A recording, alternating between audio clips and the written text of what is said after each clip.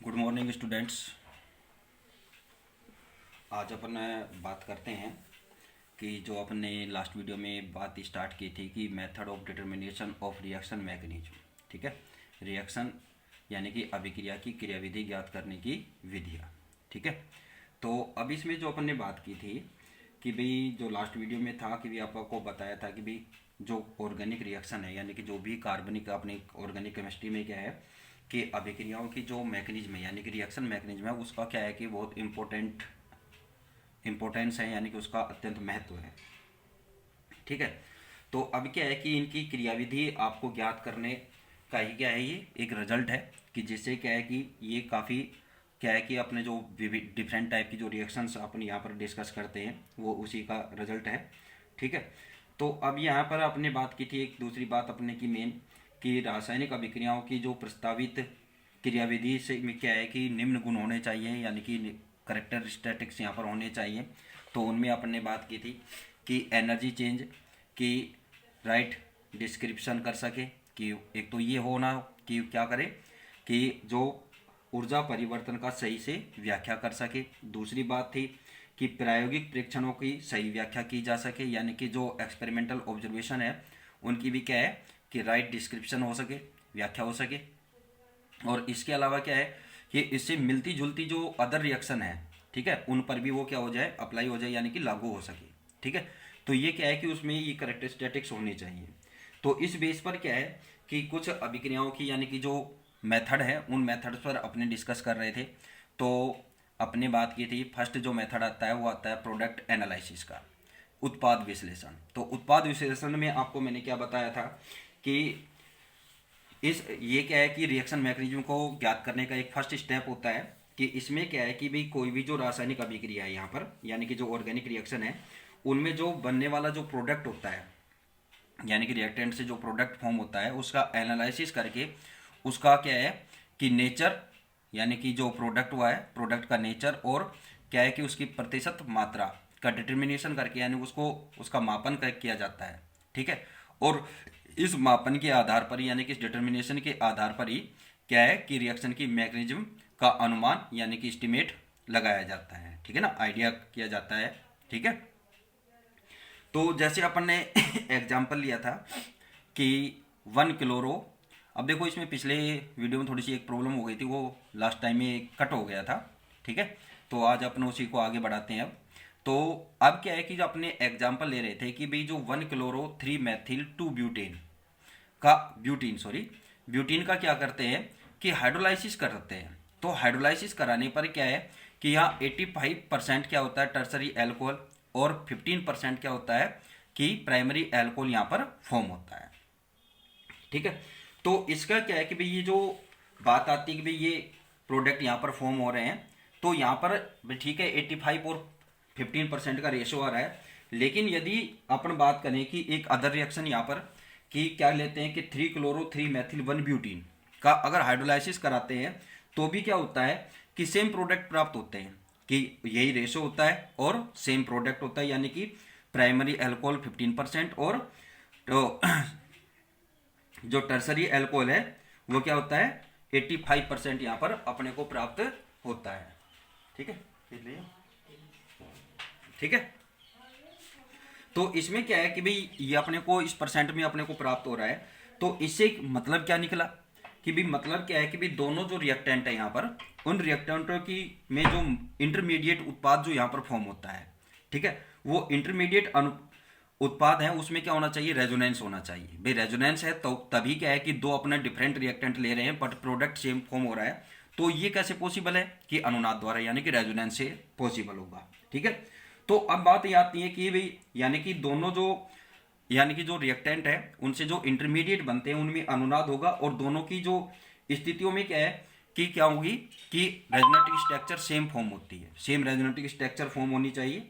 ठीक है, तो इस आधार पर क्या है कि अभिक्रिया की जो मैकेनिज्म है वो क्या होगी SN1 टाइप की हो जाएगी। ठीक है, कि होने की जानकारी अपने को मिलेगी। ठीक है, तो फिर आप क्या है कि इसके रेजोनेटिक स्ट्रक्चर से आप जो यहाँ पर आप 1 क्लोरो और 3 क्लोरो जो ये ले रहे हैं मैथिल ब्यूटीन, ठीक है, तो इससे क्या है कि भाई आप इसकी क्या है कि रेजोनेटिक स्ट्रक्चर फॉर्म करके बताएंगे और उनमें रेजोनेंस बताएंगे यहाँ पर इंटरमीडिएट का। ठीक है, तो उसके बाद क्या है कि भाई बात आती है कि भाई 15% 1 डिग्री वाला क्यों बनता है। तो ये क्या होता है कि जो 1 डिग्री कार्बोकैटायन होता है वो क्या होता है, लेस स्टेबल होता है। तो आपने रिएक्टिविटी ऑर्डर आपने पढ़ ही रखा है कि रिएक्टिविटी ऑर्डर की बात करें तो मैथिल जो कार्बोकैटायन है उसकी क्या होती है कि स्टेबिलिटी सबसे लेस होती है, फिर एथिल, फिर क्या होएगा कि सेकेंडरी वाला यानी कि आइसो, और फिर क्या आता है टर्सरी। ठीक है, तो क्या है कि इन कार्बोकैटायन की रिएक्टिविटी ऑर्डर ये है, तो जिसकी रिएक्टिविटी सॉरी स्टेबिलिटी, जिसके स्थायित्व क्या है कि जितना कम होगा वो प्रोडक्ट, उसका प्रोडक्ट भी उतना ही कम बनेगा। ठीक है, तो यहाँ पर क्या है कि जो प्राइमरी अल्कोहल 15% बनता है, तो उसका रीजन क्या है कि इसमें क्या है कि जो प्राइमरी कार्बोकैटायन यहाँ पर फॉर्म होता है वो क्या होता है कि बहुत कम स्थायी होता है, यानी कि लेस स्टेबल होता है, जबकि जो टर्सरी कार्बोकैटायन है वो क्या होता है, मोर स्टेबल होता है, अधिक स्थायी होता है। और उस रीजन से क्या है कि इससे जो प्रोडक्ट फॉर्म होगा वो क्या होगा कि 85% यानी कि मोर अमाउंट में वो फॉर्म होता है। ठीक है, तो ये इस मैकेनिज्म पर है, तो अब अपन इसको नोट करते हैं आगे। तो ये बात कुछ तो मैंने पिछली वीडियो में ही राइट कर दी थी, बट आपको ये शो नहीं हुई है, यहाँ से कट हो गया था वीडियो एग्जाम्पल से ही।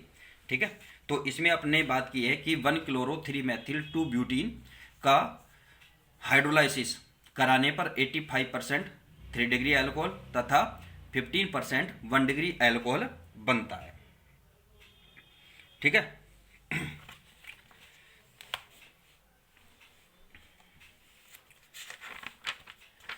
फिर उसके बाद बात होती है कि प्रोडक्ट एनालिसिस,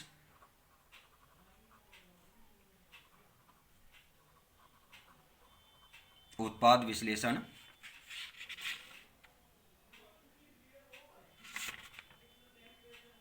एक्सपेरिमेंट,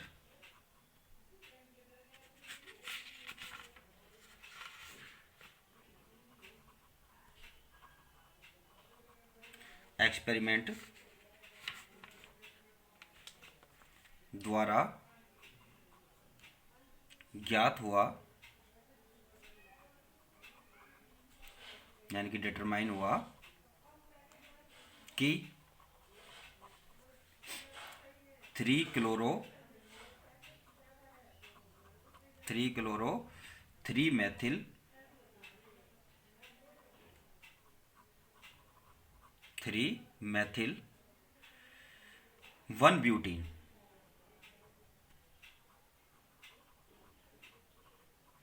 1-ब्यूटीन का हाइड्रोलाइसिस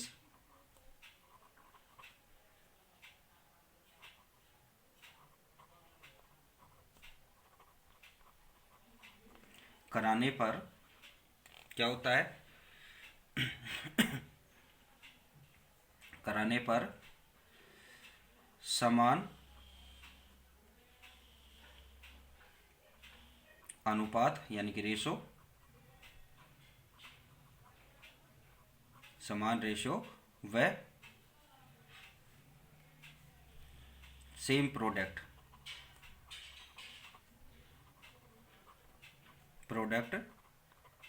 फॉर्म होते हैं।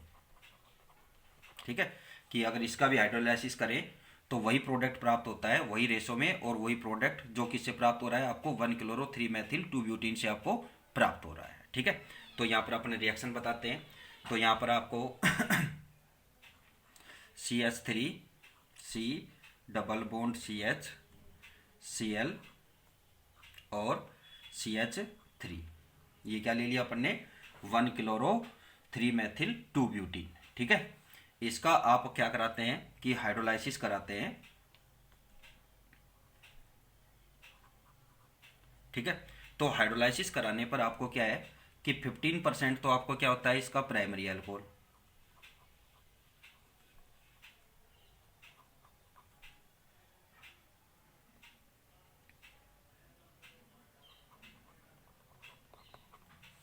ठीक 15%, ठीक, और प्लस आपको 85% क्या प्राप्त होगा, टर्सरी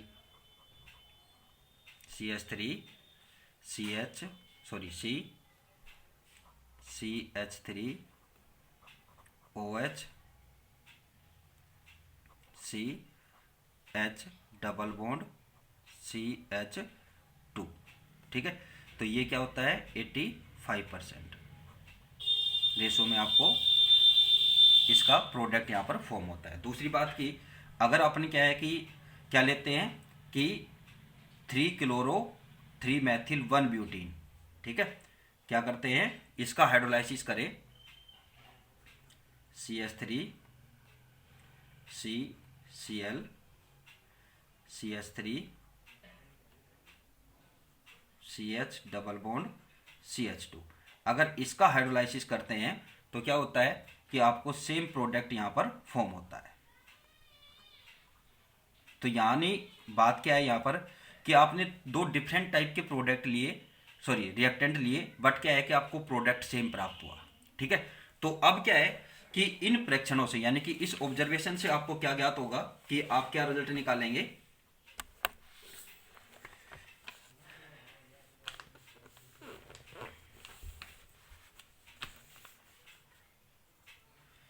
इस ऑब्जर्वेशन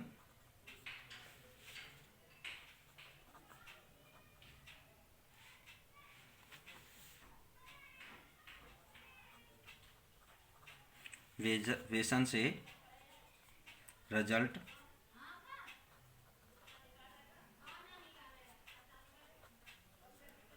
निकलता है, सॉरी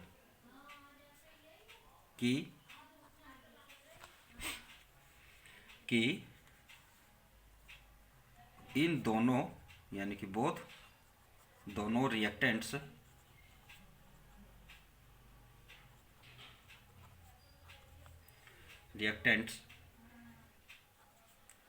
के इंटरमीडिएट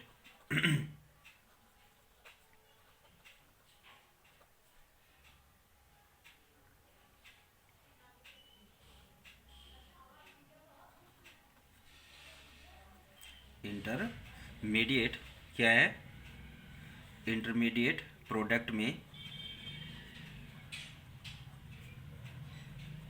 में रेजोनेंस यानी कि अनुनाद होना चाहिए, अनुनाद होना चाहिए। ठीक है, और दोनों पोजीशन पर यानी कि बोथ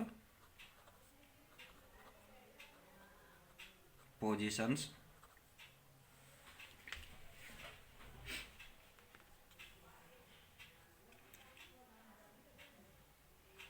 में सेम रेजोनेटिक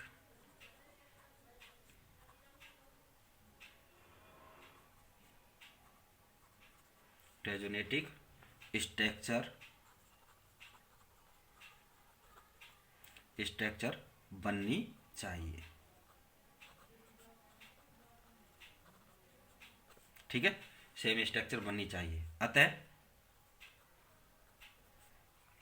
इस आधार पर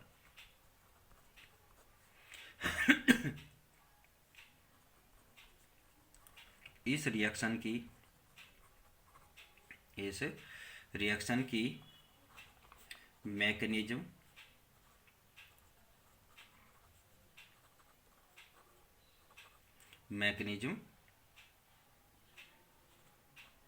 SN1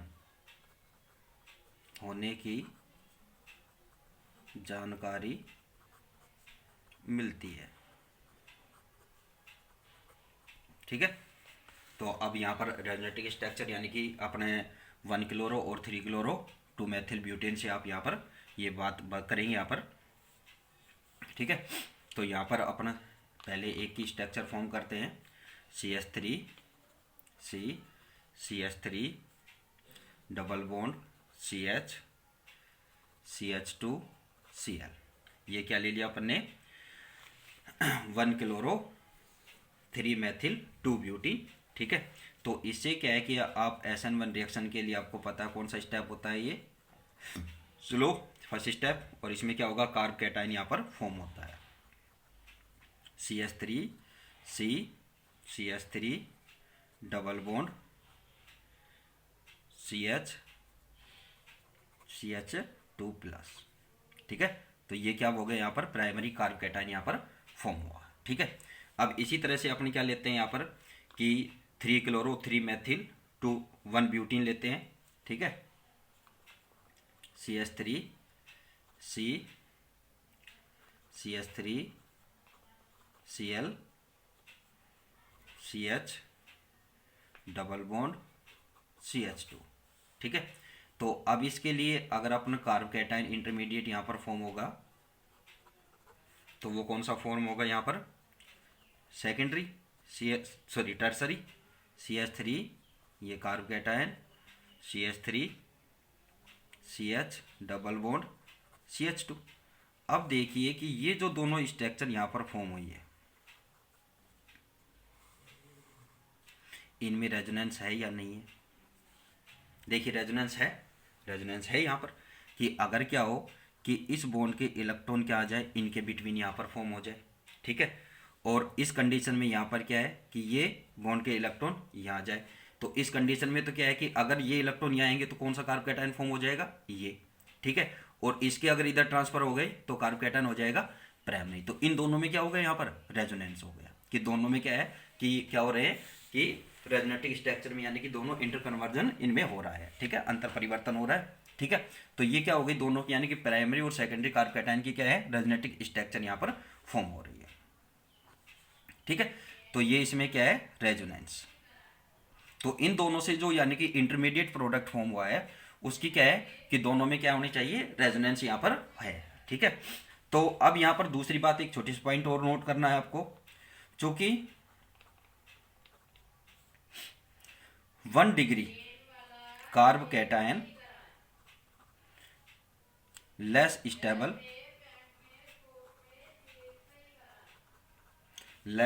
होता है, कम स्थायी होता है, अतः क्या होगा, प्राइमरी एल्कोहल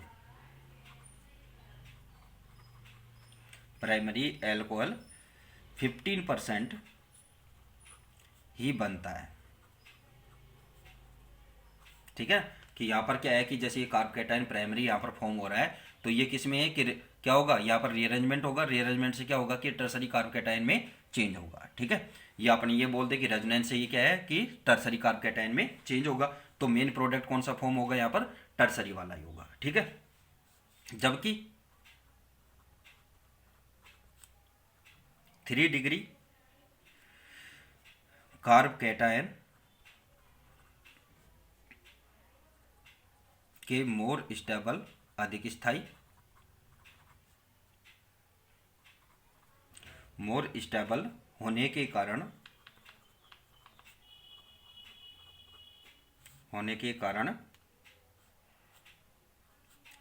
टर्सरी एल्कोहल 85% बनता है।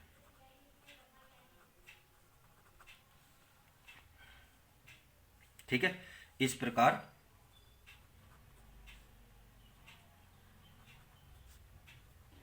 इन दोनों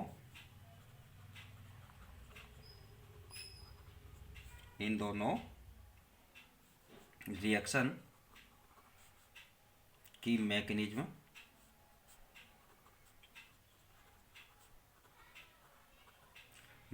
क्या होती है, क्लियर होती है, स्पष्ट होती है। ठीक है, तो ये इसमें आप इस मेथड से यानी कि प्रोडक्ट एनालिसिस से आप इसकी क्या कर सकते हैं कि मैकेनिज्म का आप पता लगा सकते हैं। ठीक है, फर्स्ट मेथड। सेकंड मेथड आता है मध्यवर्ती की उपस्थिति की पहचान, determination of the presence of intermediates. तो इस पर अपन नेक्स्ट मेथड पर अपने नेक्स्ट वीडियो में डिस्कस करेंगे। ठीक है, थैंक यू।